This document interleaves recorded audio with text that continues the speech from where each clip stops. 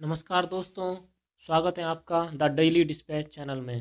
तो दोस्तों, इजराइल ने जो कर दिया है ना, उसके लिए सबसे पहले तो भारत सरकार को, भारत की जनता यानी कि आप सभी लोगों को एक बड़ा सा थैंक यू नोट बोलना चाहिए इजराइल को, क्योंकि आप सभी लोगों का एक अहम रोल था इतनी ज़्यादा मेगा डील में। और यकीन मानिए, अगर आप लोग यह काम नहीं करते तो भारत सरकार कितनी भी नेगोशिएशन कर लेती, कितनी भी पॉलिसी पीएलआई स्कीम दे देती, बहुत ही मुश्किल था उसके बावजूद इस चीज़ को भारत लाना।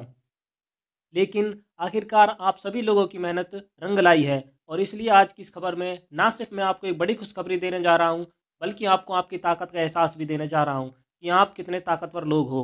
तो चलिए बिना टाइम वेस्ट किए वीडियो को शुरू करते हैं और इस पूरे मामले को आसान भाषा में समझते हैं। तो दोस्तों, हुआ ये है कि इसराइल की एक बहुत ही विख्यात कंपनी है टावर सेमीकंडक्टर।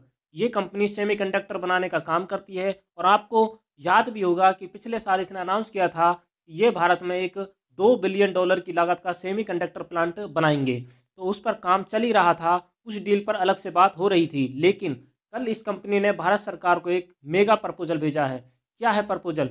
दरअसल टावर सेमीकंडक्टर कंपनी भारत के अंदर एक विशालकाय मेगा सेमीकंडक्टर प्लांट लगाना चाहती है। कितना मेगा? $8 बिलियन इसे बनाने की लागत आएगी। कितनी बड़ी रकम है?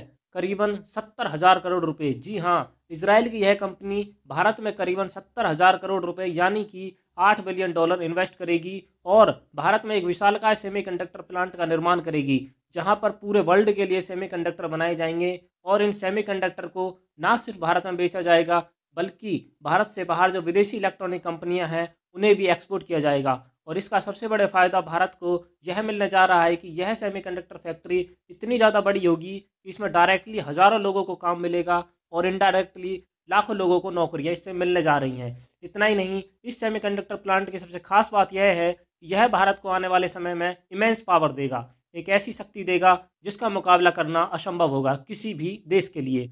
वह कैसी पावर? दरअसल यह बात आप सभी लोग अच्छे से जानते हो कि आने वाला फ्यूचर इलेक्ट्रीफाई होने जा रहा है, यानी कि हर एक चीज़ इलेक्ट्रिसिटी से चलेगी, बिजली से चलेगी। चाहे बाइक हो, कार हो, आपका फ़ोन हो, या फिर बड़ी बड़ी ट्रक या बसें हो, हर एक चीज़ इलेक्ट्रिसिटी से चलेगी। और जो भी चीज़ बिजली से चलेगी उसमें सेमीकंडक्टर चाहिए ही चाहिए होगा। बिना सेमीकंडक्टर के आप कोई भी चीज़ इलेक्ट्रॉनिक बनाने के बारे में सोच भी नहीं सकते।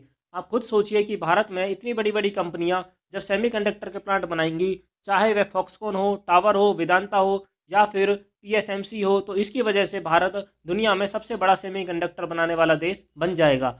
यानी कि भारत पूरे वर्ल्ड की इलेक्ट्रॉनिक सप्लाई चेन को कंट्रोल करेगा। अगर भारत ने सेमीकंडक्टर का एक्सपोर्ट करना बंद किया तो पूरी दुनिया बर्बाद हो जाएगी, घुटनों पर आ जाएगी। यही वजह है कि यह भारत को ना सिर्फ रोजगार देगी, टैक्स देगी, बल्कि इमेंस पावर भी देगी दुनिया को कंट्रोल करने की। और इसलिए यह जो टावर सेमीकंडक्टर का प्रपोजल है, यह बहुत ही ज़्यादा यूज है भारत के भविष्य के लिए। हालांकि फिलहाल भारत सरकार इस प्रपोजल को स्टडी कर रही है, क्योंकि यह प्रपोजल है भारत की पीएलआई स्कीम के तहत दिया गया है। यानी कि जब ये सेमीकंडक्टर प्लांट अप्रूव हो जाएगा तो भारत सरकार इसे बहुत सारी छूट देगी, लैंड एग्जीबिशन में बहुत सारी छूट मिलेगी। तो उसी चीज़ को ये स्टडी कर रहे हैं भारत सरकार के अधिकारी। इस प्लांट के लिए सभी रेगुलेशन को फॉलो किया जाएगा या नहीं, इसमें कोई ऐसी खामी या खामी तो नहीं कि यह भारत की पीएलआई स्कीम का उल्लंघन करता हो। यानी कि पूरी पारदर्शिता बढ़ती जा रही है। लेकिन फिलहाल आप मानकर यह चलिए कि यह प्रपोजल भारत सरकार एक्सपेक्ट कर ही लेगी, इसमें कोई शंका की बात नहीं है। कोई छोटा मोटा डिस्प्यूट होगा तो वह एक दो हफ्ते में सुलझा लिया जाएगा। लेकिन यह प्लांट भारत में अब लगने जा रहा है, और मेरी निगाह इस बात पर है कि यह प्लांट किस राज्य को मिलेगा, क्योंकि जिस राज्य को भी ये मिलेगा उसकी तो बल्ले बल्ले हो जाएगी। खैर, ये तो हो गई प्लांट की बात।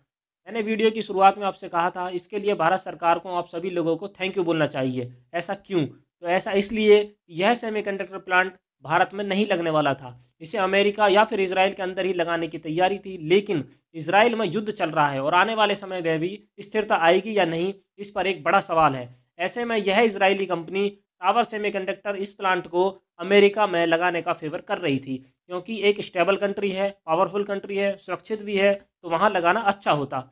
लेकिन युद्ध के दौरान जिस प्रकार भारतीय जनता इजराइल के समर्थन में कूद पड़ी, और सोशल मीडिया पर तो इजराइल के समर्थन में बाढ़ सी आ गई, और इजराइल को एक बड़ा एडवांटेज मिला इंफॉर्मेशन वॉरफेयर में, और फेक न्यूज़ के खिलाफ उसे देखकर तो इसराइली इंप्रेस हो गए, बहुत ही ज़्यादा खुश हो गए।